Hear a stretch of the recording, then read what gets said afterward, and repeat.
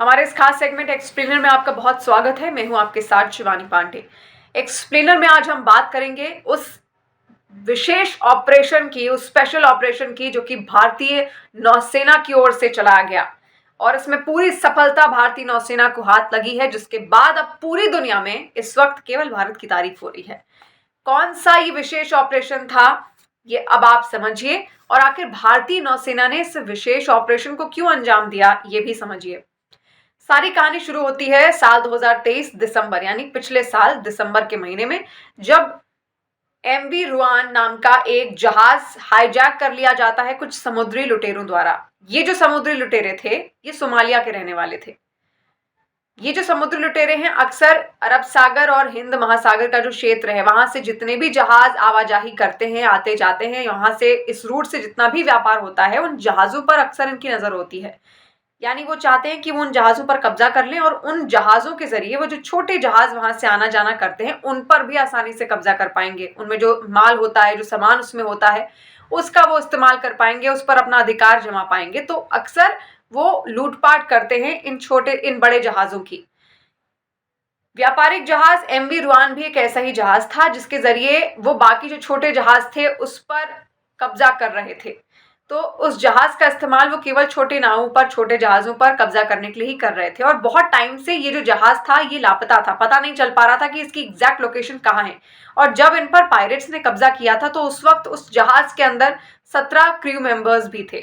उनको भी उनकी ओर से हिरासत में ले लिया गया और ऐसे में उनका भी एक तरीके से अपहरण ही किया गया। और कहाँ था अब तक ये जहाज, इसकी लोकेशन पता नहीं चल पा रही थी। लेकिन जैसे ही भारतीय नौसेना को लोकेशन पता चलती है कि सोमालिया के तट के इर्द गिर्द कहीं पर ये जहाज मौजूद है, भारतीय नौसेना की ओर से इंडियन मार्कोस कमांडोज को भेजा जाता है। एक विशेष ऑपरेशन चलाया जाता है जिसकी तारीफ अब पूरी दुनिया में हो रही है।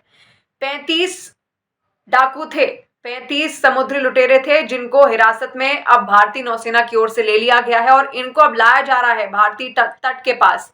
भारतीय तटों पर अब इनको लाया जाएगा। आगे की जो कार्रवाई है वो भी पूरी तरीके से यहाँ पर की जाएगी। तो पूरा एक ऑपरेशन यहाँ पर चला गया और उसके लिए भारतीय नौसेना ने एक अच्छी खासी तैयारी की थी। जो ट्रेंड मार्कोस कमांडोज हैं उनको भेजा गया था।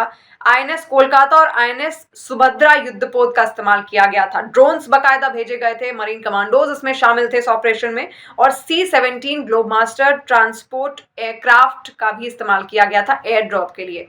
इसमें मरीन कमांडोज सवार थे और उनको ऊपर हवा से नीचे अरब सागर में वहां पर जो नावें मौजूद थी उनमें उतारा गया और वहां से वो सीधे पहुंचते हैं उस व्यापारिक जहाज एमवी रुआन के पास।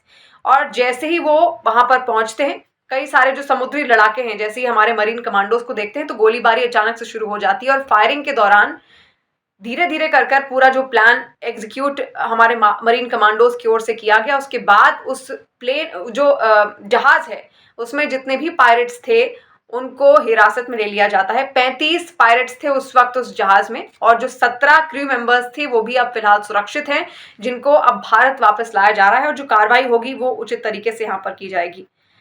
तो पूरा जो प्लान्ड तरीका था उसके तहत ही इस ऑपरेशन को अंजाम दिया गया और 15 मार्च को इंटरसेप्ट किया गया था ये जहाज। पता चला था कि जहाज कहाँ पर है। पूरी दुनिया में इस वक्त इस ऑपरेशन की तारीफ हो रही है, भारतीय नौसेना की तारीफ हो रही है। और देखिए, कोई भी ऑपरेशन ऐसा नहीं है जो भारतीय सेना ना कर पाए। भारतीय सेना चाहे थल हो, जल हो, नभ हो, हर जगह सक्षम है, हर जगह समर्थ है और इसी वजह से दुनिया भी भारतीय नौसेना की दाद देती है। आपका क्या कहना है इस वीडियो पर? कमेंट सेक्शन के जरिए हमें जरूर बताइए और अगर अभी तक आपने न्यूज़ 18 इंडिया तमाम अपडेट्स के लिए उस पर सब्सक्राइब नहीं किया है तो बेल आइकन जरूर दबा दीजिए।